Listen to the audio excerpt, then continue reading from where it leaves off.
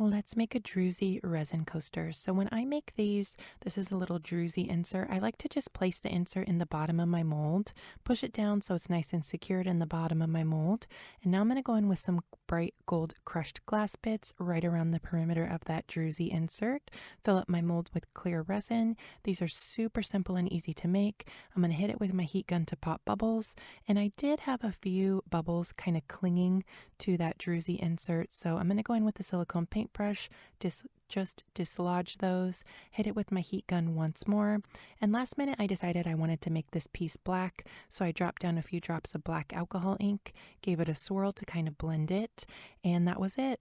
The next day I decided I wanted to add a glitter backing layer. This step is optional, you don't have to do it, but I just decided to add a little bit of glitter, and that's it. Let it dry for 24 hours and then you'll be ready to demold it.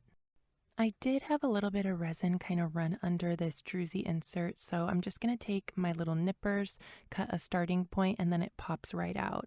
So no worries if that happens. Just kind of take whatever you have in your art room, cut a little starting point, and then the insert will pop right out. I had a few little spots where the insert kind of got embedded in the resin, so I had to cut those out, but no big deal. It was just a few tiny little spots, and you might have some cleaning up to do on the inside cavity. Just take your little nippers, go in and trim that off. Let me know what you guys think of this. I hope you give it a try. It's such an easy project and they always turn out so beautiful. I just love how sparkly they are. Don't forget to subscribe to my channel for more videos like this, and I'll see you soon for another video. Thanks for watching.